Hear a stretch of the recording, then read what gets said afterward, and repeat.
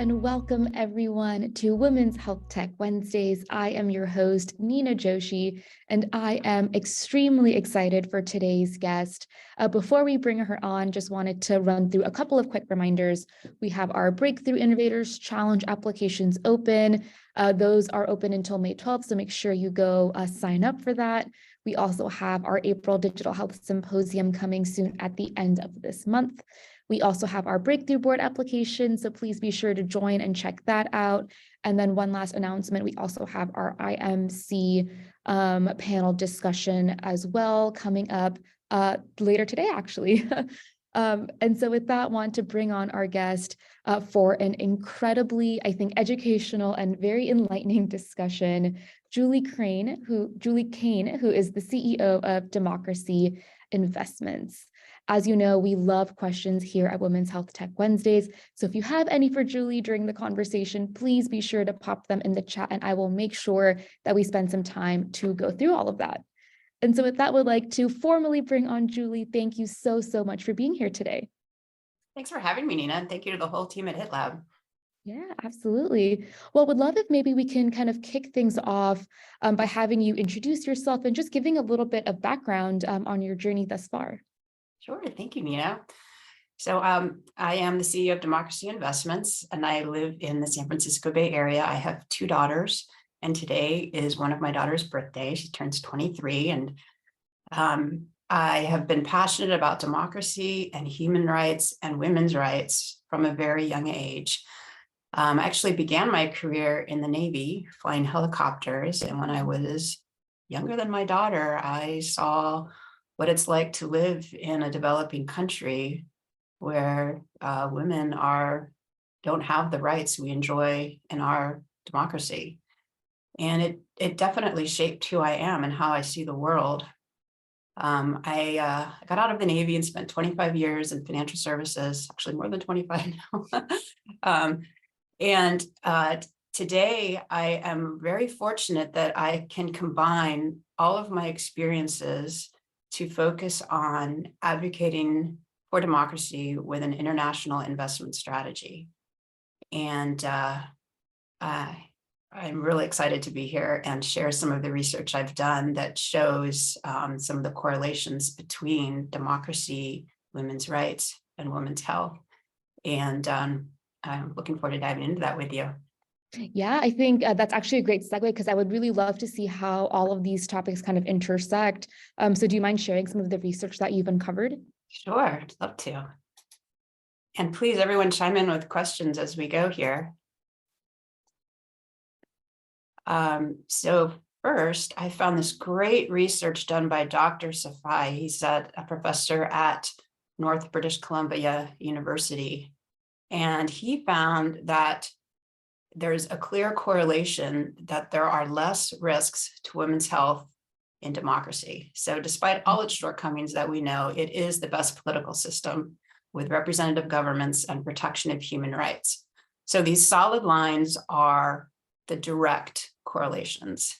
So in a democracy, you have human rights protected, you have rule of law, women enjoy free access to education, free press, there's a free flow of information, so women know their rights, versus in authoritarians where that's not the case. And a great example is all the protests we saw in Iran and the crackdown there last year. Now, the dotted lines are the indirect, so social determinants of health, such as distribution of income and wealth, access to employment, social mobility, social security, and then even public health measures, which are shown to be more important than medical intervention. Things like access to safe water, sewage disposal, food and nutrition. So I have another chart here from the World Health Organization, and you can see the measures of health improve as you go from low to high income. It's surprising here for life expectancy, maternal mortality rate. And then you'll see this middle group is here because those are highly correlated to women's health and well-being. Interestingly, the lowest infant mortality rate is in social democracies, such as Sweden, Norway, and Denmark. And that's followed by Christian democracies, Germany, France, and the Netherlands. And then that's followed by liberal democracies. So Canada, the UK, and Ireland, they all have the lowest infant mortality rate. And child here, by the way, is defined as 5 and younger. It's so interesting to see these huge variances kind of as you are kind of moving up income, which I think is very not surprising. Yeah, and it's all validated by these last 2 rows, which are measures of democracy. So voice of accountability and the rule of law also correlate there. So the research dives into, no surprise, we all know the, developing countries are challenged with women's health risks and vulnerabilities. 210 million women a year have life-threatening pregnancies. There's an example here that's still in West Nepal. They're struggling with their cultural practices and attitudes. They view women as impure during their menstrual cycle and have them leave the house to be in huts and often in the barn with livestock. They're trying to undo that, but it's still happening, and it's just one of many examples of how developing countries are struggling to advocate for human rights.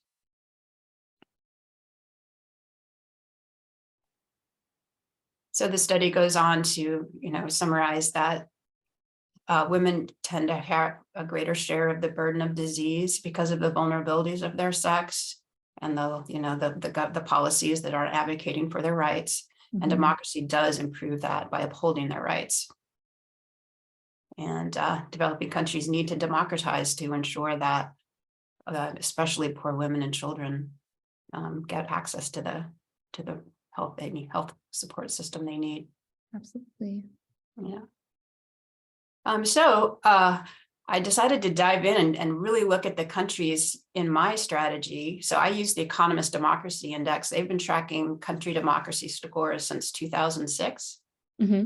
And they use 60 different indicators that roll up into themes, including political participation, civil liberties, functioning of government. And within political participation, one of the indicators is number of women in government. And you'll see here that there are about 100 countries that have more than 20% women in government. And there are about 30% that have between 10 and 20% women in government. Mm-hmm. And finally, there are 19 countries here on the right that have less than 10% women in government. So my strategy tilts towards countries that have more than 20%, and we downweight countries that have less than 20%. So my strategy is advocating for women and democracy more broadly. Mm-hmm. I wanted to dive into the 60%. Also, my strategy is ex-US, but I'm sure everyone's curious about where the US stands. Mm-hmm. She had a question in the comments saying, where is the USA? Yeah, so I would love everyone to guess as we get into this. So sadly, last year, the US was on the list of backsliding democracies. And we saw last fall abortion bans around the country, but we're allowed to protest. And there were protests around the country, I'm sure everyone is aware. And the good news is over the last decade, the US has doubled the number of women in Congress. However, the US has dropped in maternity mortality rates. We're now ranked number 46. And we are only one of 6 countries and the only wealthy nation that has no national paid leave for maternity. So the good news is we doubled, but I'd like everyone to guess where we rank, what percent we rank in terms of women in government. So take a guess, write it down or put it in the chat. And now we're going to dive into the full ranking of countries by women in government. So you'll see on the top left, we've got countries with more than 50%.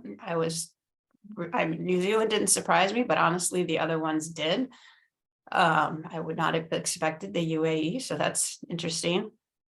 Then in the 40 to 50% women in government, we've got the Scandinavian countries, Argentina, and then going down, where's the US? Now we're in the 35 to 40% here on the left. We've got France, not surprised there, Chile, Germany, Luxembourg.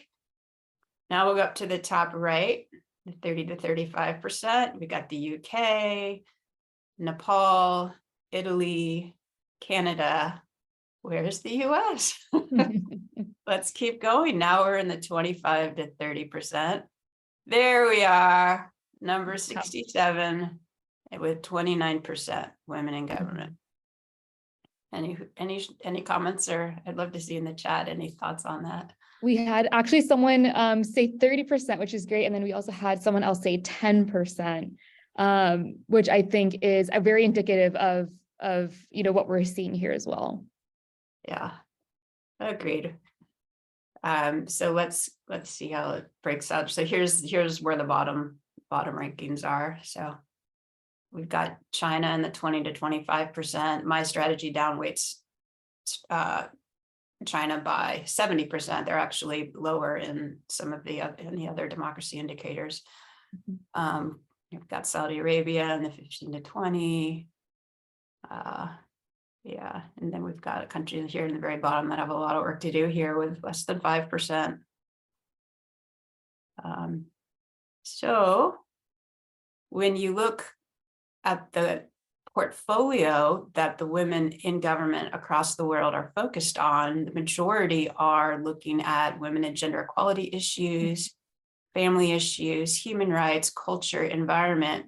And you'll see health is down here in this blue-gray row, 24%. So here's something to work on. We need more women to take on health as a focus.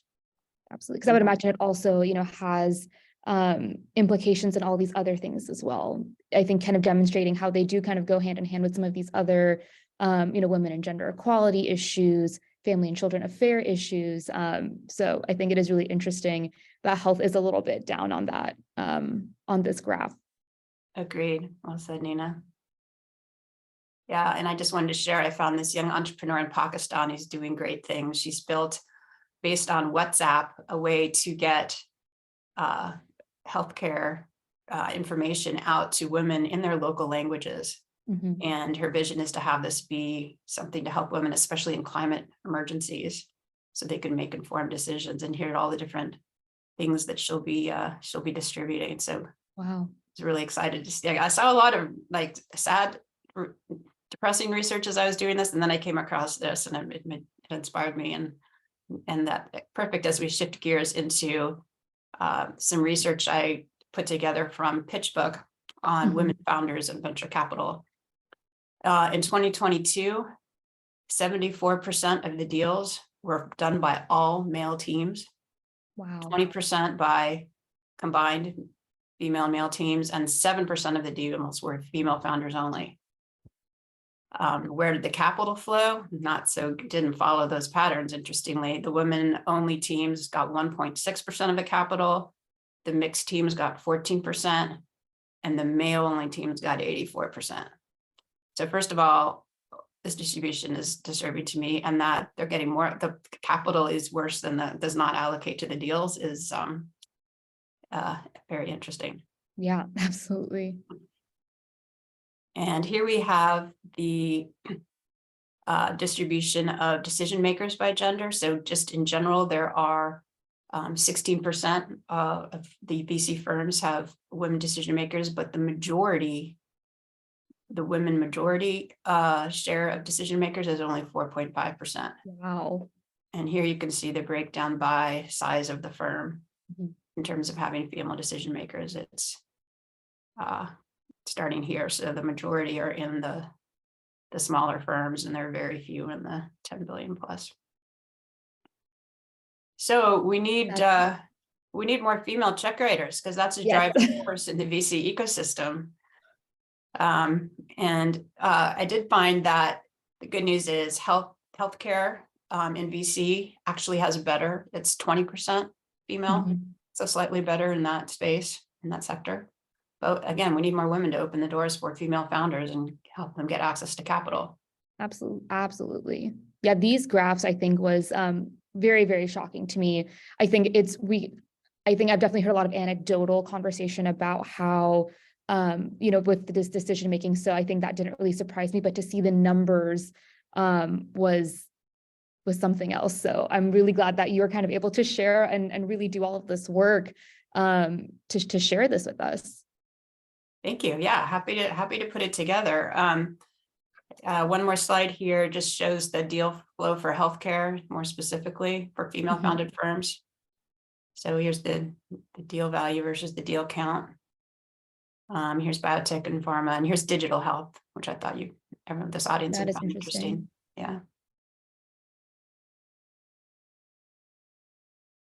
So I think we're going to open up for discussion here. Like, why do we think the state of the world is like this? Some of the theories I've seen are, well, women have less, their social network isn't as broad as men, or they're lacking role models in their industry, or they're not having they don't have maybe the engineering and science degrees that VC firms are generally recruiting for. But let's have a dialogue. I'll open, stop sharing, and let's engage the audience here.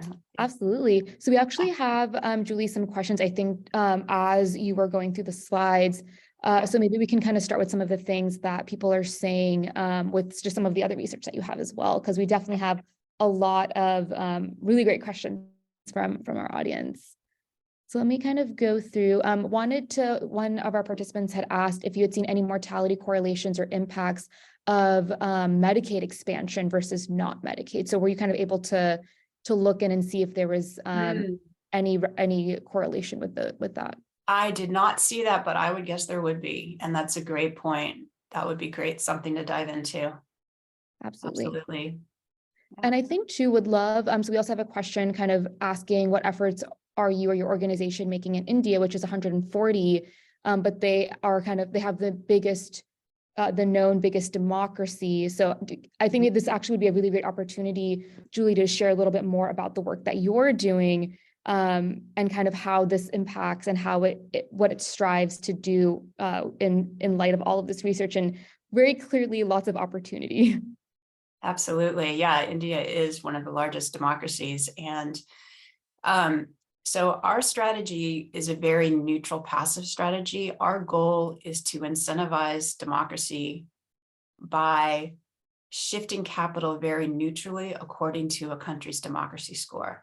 So the current all-world ex-US strategies out there that we see as our competitors, they've been allocating more and more to authoritarian states over the years, sometimes over 10%. So we neutrally adjust that by taking the same basket of international equities, large and mid cap, and then we neutrally reweight each security by their country of risk to the Economist's country democracy score. We have an exclusive license to use the Economist's data for our strategy. So when we do that, it ends up neutrally tilting towards democracies. Scandinavian countries do really well, Taiwan, Canada, the UK, France, usual suspects, and then we downweight China, the UAE, Saudi Arabia. And it's, as we get larger, our hope is to incentivize all countries to improve their democracy scores to get more capital. And that's the goal here. And then just providing investors with a way to get their international exposure without fueling the growth of authoritarian states. Right. So as India improves their democracy score, they will get more capital. And yeah, so that's it. We're not picking stocks. So we're not picking which stocks in India. We're just we're using the same basket of stocks, but neutrally tilting according to their democracy score. That is very, very interesting. I think that, that's a really great kind of top line of some of the work that you were doing, and really demonstrating how the metrics that you're using really kind of impact and really incentivize, I think, capital, which is amazing to me. We actually have a question from the audience actually asking about, do you have any specific metrics that you can share that reflect impact on desired outcomes? Sure. So our chief economist calculated that when our fund is the size of one of the bigger players at 100 billion, that would equate to an entire month of operating cash flow flowing out of China. So they Wow. would feel that China would, we're hoping, would say, wow, so what of the 60 indicators, again, a very neutral systematic process, public data, every country can look up exactly how they've scored in number of women in government. If I go from 20% to 30% to 40% women in government, that score will increase, and I will therefore have a better democracy score, and I will therefore get more capital according to this investment strategy. And all the countries that are advocating for democracy, I mean, our goal is to expand internationally after we get this product to scale in the US. And we'd like to start a movement to support democracy around the world and raise awareness on let's go under the hood on all these things. So we've just dived down on one topic of women in government and how it correlates to women's rights, but there's 59 others, and there's a lot, a lot that could be done to advocate for democracy, which again, I think is the best political system we have, despite its flaws. Absolutely. Especially for women and women's rights, Especially for women's women. health. Yes, it's so interesting because I think really what you're painting is you're allowing us to really zoom out and see how all of these things intersect and really impact health outcomes, access, all of these other components. So I really like that you were kind of able to take a very broad view and demonstrate how all of these things are related to each other. Nothing really exists in a vacuum. So I think that is really incredible with the research that you did. Thank you. Thank you so much. We also have another question from the audience. I'm just going to read the full comment from one of our participants who said, great conversation during Black Maternal Health Week. Absolutely. Forgive me if I butcher the saying, the Momimbus legislation that has been proposed came from a Black woman. I wonder what it looks like if we look at race and ethnicity. Anything to comment on that? Yes, I did see research that for in the US, sadly, the maternal numbers are higher for African American. So there is a correlation in the US. I'm sure there is for it, and especially, I showed you the income slide, but if you dive into who's on the left column there, it's the ethnicities that are more disadvantaged by country for sure. I haven't gone that deep, but I did see enough to say yes to answer that question. I do believe there's a correlation there. Yeah, absolutely. And then wanting to also, so many great questions from our audience. Does democracy use a specific algorithm which leverages various parameters of interest, rankings to invest? So is it kind of a formula that you've developed kind of utilizing all of these different rankings? Is it something that's proprietary that you've kind of worked on? Anything like that you can share? Sure. So it's actually a very simple passive index strategy. So we start with an all-world ex-US index of over 2,700 international equities, and then we blend it with the Economist Democracy Index. It's a very simple reweighting. It's not a fancy. Our goal was to do something so simple and transparent that everybody can understand it. We're not deciding which country gets what, or we're not picking stocks. We're just giving you another way to get your international exposure. Instead of doing those passive index strategies that are so popular with the large players, you can instead get the same exposure, but allocating towards democracies and away from authoritarians, so that you'd be exposed to the same basket of stocks. Absolutely. And then we have another question that says, at what stage does democracy investments provide funding? We are listed on the New York Stock Exchange. We're an exchange traded fund, ticker symbol DMCY, and we're not providing funding. We're just an investment vehicle. We're a product that's available to anyone. You can go to any brokerage, Schwab, Fidelity, etc. Enter our ticker symbol DMCY, and it's publicly available. Wonderful. I think we're about $24 a share right now. Amazing.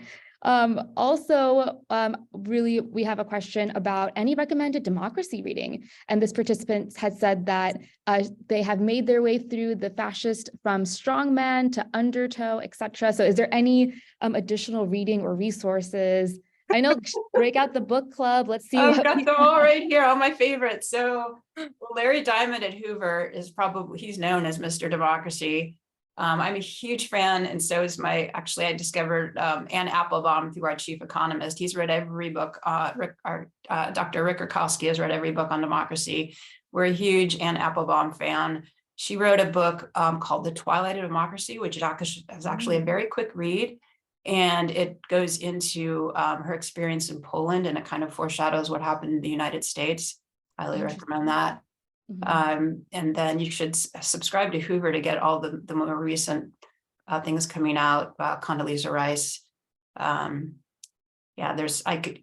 email me and I will send you a very long list. I think, Julie, you need to have some kind of like literary newsletter or something along those lines. I'd be happy to. It'd be my pleasure. Yeah, because I think there's so much information out there. And I think I just love that you were able to really consolidate it. And I think I can just say for myself, but this has been an incredibly inspiring conversation. I can't believe that we are a minute away from the end of our episode. I feel like that just flew by so quickly. I really, really appreciate the time that you kind of had to really educate us and kind of enlighten us on this stuff, and really just want to also plug you in this amazing work that you're doing. Make sure everyone to vote with your dollars and invest. I think your ticker is, you said it was DMCY? Correct. DMCY Awesome. for democracy. Incredible. Like, I think the work that you're doing is absolutely amazing and very, very excited. I think we definitely need to have you back for kind of a part 2 or a follow-up of this discussion. I would enjoy that. Thank you so much, Nina. I really enjoyed my time with you, and thanks everyone for being here. Absolutely. Well, thank you so much, everyone, for being a part of this amazing conversation. I also want to thank our sponsors for sponsoring this conversation. Wanted to also let you know to join us next time for our next Women's Health Tech Wednesday. Also, just quickly wanted to note that we have our panel coming up later today, and wanted to give one last huge shout out to Julie for an amazing conversation. And we will see you all next Wednesday. Bye, everyone.